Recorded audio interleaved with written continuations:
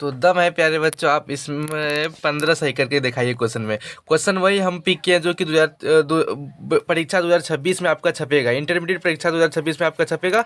आप में अगर दम हो, अगर आपका तैयारी जबरदस्त हो, तो आप 15 सही क्वेश्चन में करके दिखाइए।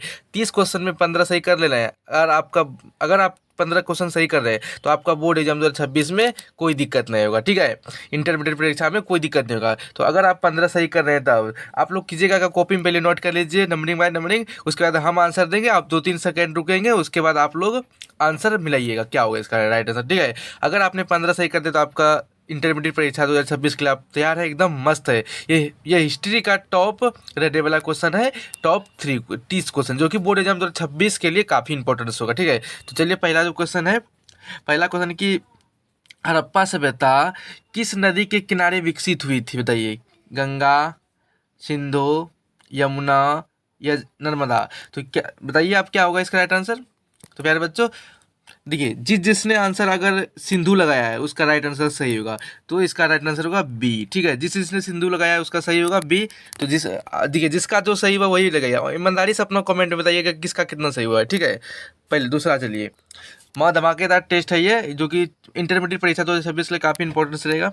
हड़प्पा सभ्यता की खोज किसने की थी। John Marshall, Dayaram Saini, R D Banerjee या कंगीनन, बताइए। तो बताइए किसका क्या होगा राइट आंसर। तो इसका राइट आंसर दयाराम सैनी होगा। जिस बच्चा ने बी ऑप्शन लगाया है उसका राइट होगा, अदरवाइज जिसने नहीं लगाया उसका गलत हुआ, ठीक है। चलिए अगला, अगला है कि मोहनजोदड़ो की खोज किसने की थी। आर डी बनर्जी, दयाराम सैनी, कंगहिंगन, विलियहर ने, बताइए। मोहनजोदड़ो की खोज किसने की थी प्यारे बच्चों, बताइए। तो क्या इसका राइट आंसर होगा। तो जिस बच्चों ने ए राइट आंसर लगाया है, यानी कि आर डी बनर्जी जिसने प्यारे बच्चों ए लगाया है उसका राइट आंसर सही है, अदरवाइज जिसने लगाया उसका गलत है। चलिए अगला, अगला है हड़प्पा सभ्यता का प्रमुख नगर कौन था, बताइए। अगर आप चैनल पर नए जुड़े हैं जरूर चैनल को सब्सक्राइब करें, क्योंकि आपके लिए डेली कुछ ना कुछ क्वेश्चन आपके लिए वही लाएंगे जो कि इंटरमीडिएट परीक्षा 2026 के लिए काफ़ी इंपॉर्टेंस होगा, ठीक है। अब अगर आप न्यू जुड़े हैं तो इसलिए चैनल से जुड़े और अपने दोस्तों को शेयर जरूर करें। हड़प्पा सभ्यता का प्रमुख नगर कौन सा है, कौन था। पाटलिपुत्र, मोहनजोदड़ो, लोटाला या कालीबंगा, बताइए क्या होगा पहले बच्चों इसका राइट आंसर। तो इसका राइट आंसर आपने जो इस बच्चा बी लगाया है प्यारे बच्चों उसका राइट आंसर सही है, अदरवाइज गलत कीजिएगा। अगला चलिए, अगला है कि हड़प्पा वासियों का मुख्य व्यवसाय क्या था। शिकार, कृषि, धातु कार्य या मछली पकड़ना। प्यारे बच्चों हड़प्पा वासियों के लिए मुख्य व्यवसाय क्या था, बताइए। तो क्या था प्यारे बच्चों, जिस बच्चा ने बी लगाया है आंसर, प्यारे बच्चों जिसने बी लगाया उसका राइट आंसर है। चलिए अगला, अगला क्वेश्चन है कि हड़प्पा सभ्यता को और किस नाम से जाना जाता है, यानी कि पूछ रहा है हड़प्पा सभ्यता को और किस नाम से जाना जाता है, बताइए। आर्य सभ्यता, सिंधु घाटी सभ्यता, वैदिक सभ्यता, गुप्त सभ्यता, बताइए प्यारे बच्चों इसका राइट आंसर क्या होगा। देखिए प्यारे बच्चों हड़प्पा सभ्यता को किसी और नाम से, किस नाम से जाना जाता है, जिस बच्चा ने बी लगाया है, यानी कि सिंधु सभ्यता नाम से भी जाना जाता है। जिस बच्चा ने बी लगाया है उसका राइट आंसर होगा। चलिए अगला, अगला क्वेश्चन है कि हड़प्पा सभ्यता में मुद्रा का प्रयोग, हड़प्पा सभ्यता में मुद्रा का प्रयोग किस रूप से होता है, बताइए। सिक्के, धातु की पट्टियों, मुद्राएं या मिट्टी के टोकन। प्यारे बच्चों बताइए क्या होगा इसका राइट आंसर। तो जिस बच्चा ने सी ऑप्शन लगाया है उसका राइट आंसर होगा, यानी कि सी इसका राइट आंसर होगा, ठीक है। मुद्राएं, हड़प्पा सभ्यता में मुद्रा का प्रयोग किस रूप में होता था, मुद्राएं रूप में होता था। चलिए अगला, अगला प्यारे बच्चों हड़प्पा लोग किस धातु का प्रयोग नहीं जानते थे, यानी कि हड़प्पा के लोग किस धातु का प्रयोग नहीं जानते थे। तांबा, कांसा, लोहा या सोना, बताइए क्या इसका राइट आंसर होगा प्यारे बच्चों।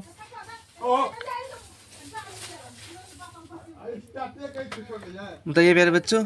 तो लोहा हड़प्पा लोग से मतलब पढ़े थे, ठीक है। इसका ऑप्शन सी राइट आंसर है। पूछा है नहीं जानते थे तो लोहा के बारे में नहीं जानता था, तो आपका जवाब क्या आना चाहिए, सी। अगर जिसने सी लगाया उसका राइट आंसर होगा। चलिए अगला, अगला है कि हड़प्पा के लोग किन पशुओं की पूजा करते थे। बकरी, सांड, भैंस या घोड़ा। प्यारे बच्चों बताइए हड़प्पा के लोग किन पशुओं की पूजा करते थे, आपका जवाब क्या आना चाहिए, बताइए प्यारे बच्चों। तो जिस जिस बच्चा ने अगर बी राइट आंसर लगाया है तो इसका सांड हो गया, ठीक है। लोग पशुओं को पूजा करते थे सांड का ही। जिस जिस बच्चों ने बी लगाया है उसका राइट आंसर होगा। चलिए अगला। अगला प्यारे बच्चों, हड़प्पा सभ्यता की लिपि थी ब्राह्मणी, खरोष्टी, अज्ञात या संस्कृत? बताइए प्यारे बच्चों, बताइए प्यारे बच्चों क्या होगा इसका राइट आंसर? तो जिस जिस बच्चा ने अगर सी लगाया यानी कि अज्ञात था, ठीक है, ऑप्शन इसका सी होगा, कोई लिपि उसका नहीं था, अज्ञात। जिस बच्चा ने सी लगाया उसका राइट आंसर सी होगा। चलिए अगला। मोहनजोदड़ो का महान स्नानघर किसका प्रतीक है? तो ये मोहनजोदड़ो का महान स्नानघर किसका प्रतीक है प्यारे बच्चों? धार्मिक महत्व का, राजनीतिक शक्ति का, आर्थिक शक्ति का, युद्ध का? बताइए प्यारे बच्चों। पूछ रहा है कि मोहनजोदड़ो का महान स्नानघर किसका प्रतीक है? बताइए प्यारे बच्चों। तो क्या इसका राइट आंसर होगा प्यारे बच्चों? धार्मिक महत्व के लिए था। ऑप्शन इसका ए राइट आंसर होगा, धार्मिक लोग इकट्ठित होने के लिए, ठीक है। इसका ऑप्शन जिस जिस बच्चा ने ए लगाया उसका राइट आंसर है। चलिए अगला। अगला प्यारे बच्चों, ये मैं धमाकेदार टेस्ट है। अगर इसमें आप 15 सही करें तो आपका ज़बरदस्त तैयारी है 2026 के लिए।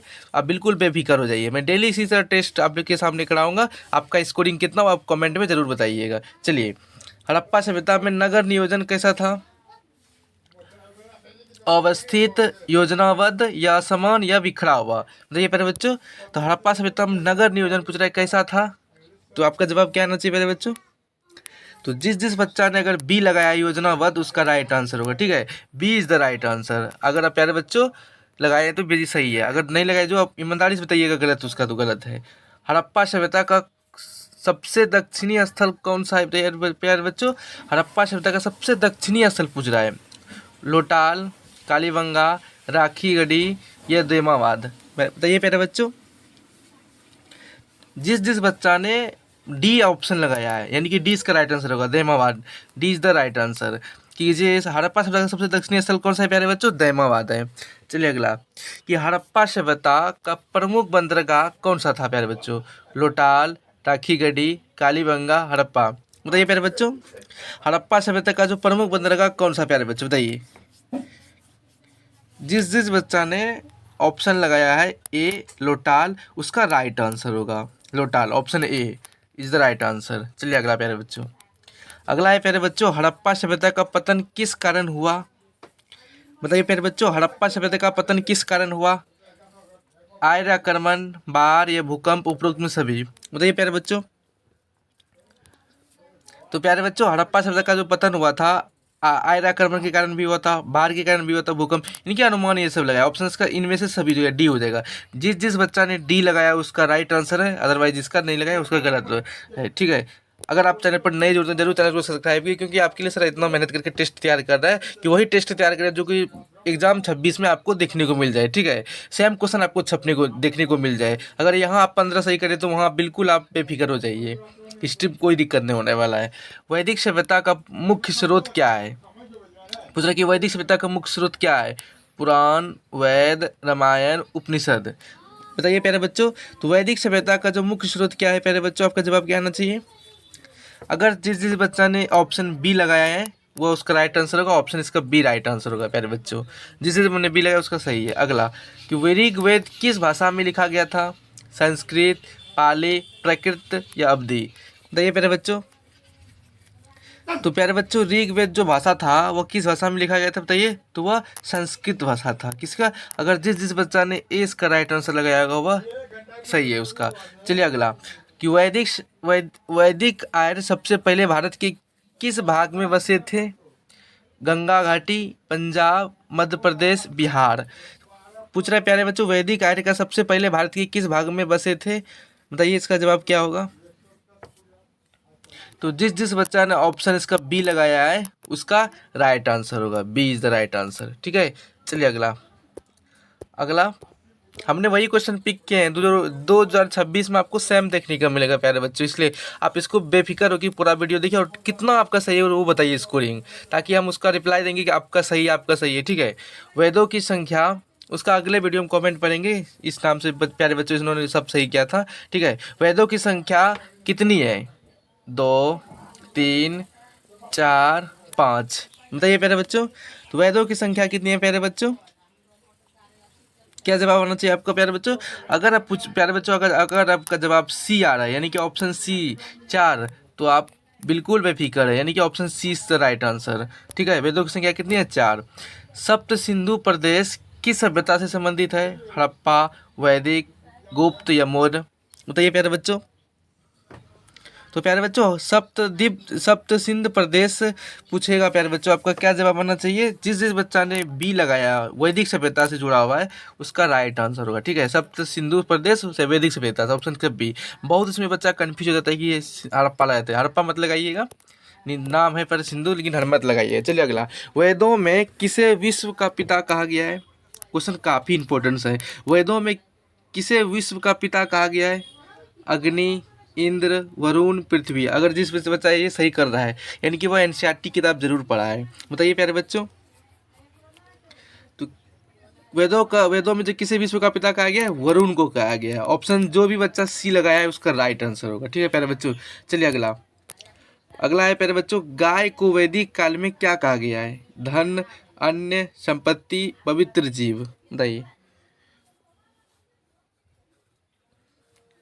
तो प्यारे बच्चों, जिस जिस बच्चा ने ऑप्शन ए लगाया है, धन, गाय को वैदिक काल में क्या गया? धन, तो उसका राइट आंसर होगा ए, जिसका जिस जिस बच्चा लगाया। अगला, वैदिक काल में प्रमुख पैसा क्या था प्यारे बच्चों? व्यापार, कृषि, पशुपालन, शिल्प। बताइए प्यारे बच्चों, क्या इसका राइट आंसर होगा? तो वैदिक सभ्यता में जो प्रमुख पैसा था प्यारे बच्चों, वो पशुपालन था। जिस जिस बच्चा ने ऑप्शन का सी लगाया है, उसका राइट आंसर होगा। अगला, वैदिक समाज का प्रमुख इकाई क्या थी? बताइए प्यारे बच्चों, वैदिक समाज का प्रमुख इकाई क्या थी? ग्राम, कुल, जन, राष्ट्र। बताइए प्यारे बच्चों। तो वैदिक समाज का जो प्रमुख इकाई था प्यारे बच्चों, वो क्या था? आपका जवाब क्या आना चाहिए? तो वह कुल था। क्या था? कुल। ऑप्शन जो भी बच्चा बी लगाया है, उसका राइट आंसर होगा। चलिए अगला, ऋग्वेद में वर्णित दशराग्य युद्ध किससे संबंधित है? ऋग्वेद में वर्णित दशराध युद्ध किससे संबंधित है? आर्य या दर्शियों से, भारत के अन्य जनों के युद्ध से, मगध और कौशल का युद्ध से, गौरव और पांडव का युद्ध से। बताइए प्यारे बच्चों, क्या है इसका राइट आंसर होगा? एक बार अच्छे से पढ़ लीजिए। ऋग्वेद में पूछ रहा है कि वर्णित दशराग का युद्ध किससे संबंधित है? आर्य या दस्यु से, भारत या अन्य जनों के युद्ध से, मगध और कौशल के युद्ध से, कौरव या पांडव युद्ध से। बताइए प्यारे बच्चों, क्या इसका राइट आंसर होगा? तो जिस जिस बच्चा ने ऑप्शन इसका बी लगा रहा है, उसका राइट आंसर होगा, यानी कि बी जो भी बच्चा लगा रहा है, उसका राइट आंसर होगा। अगला चलिए, अगला जो है प्यारे बच्चों, कि वैदिक काल की सभा और समिति का संबंध किससे था? धार्मिक कार्य से, प्रशासनिक कार्य से, कृषि कार्य से या युद्ध कार्य से? पूछ रहे प्यारे बच्चों कि वैदिक काल की सभा और समिति का संबंध किससे था? बताइए प्यारे बच्चों, इसका राइट आंसर क्या होगा? तो जो भी बच्चा इसका बी लगा रहा है, यानी कि वैदिक काल में जो सभा और समिति का जो था, वो प्रशासनिक कार्य से था। जो भी बच्चा बी लगा रहा है, उसका राइट आंसर है बी, सही कीजिएगा। अगला, वैदिक लोगों का मुख्य देवता कौन था प्यारे बच्चों? अग्नि, सूर्य, इंद्र, वरुण। नहीं प्यारे बच्चों, वैदिक सभ्यता का, वैदिक लोगों का मुख्य देवता कौन था प्यारे बच्चों? आपका जवाब क्या आना चाहिए उधर से? इंद्र आना चाहिए। ऑप्शन इसका सी राइट आंसर। वैदिक सभ्यता का मुख्य देवता कौन था? इंद्र। जो भी बच्चा सी लगा रहा है, उसका राइट आंसर है। चलिए अगला, कि उपनिषदों में किस विषय का चर्चा प्रमुख रूप से है? कर्मकांड, दर्शन, युद्ध या कृषि? नहीं प्यारे बच्चों, उपनिषद में किस विषय का चर्चा मुख्य रूप से है? क्या जवाब आना चाहिए प्यारे बच्चों? तो वह दर्शन है। ऑप्शन इसका बी जो भी बच्चा लगाया है, उसका राइट आंसर होगा। चलिए अगला, वैदिक काल में पूछ रहे कि वैदिक काल में राजसूय यज्ञ का उद्देश्य क्या था? राज्य विस्तार, युद्ध समाप्ति, राजा की सर्वोच्च स्थापित करना, धन प्राप्त करना। प्यारे बच्चे बताइए, वैदिक काल में राजसूय यज्ञ का उद्देश्य क्या था? प्यारे बच्चे बताइए।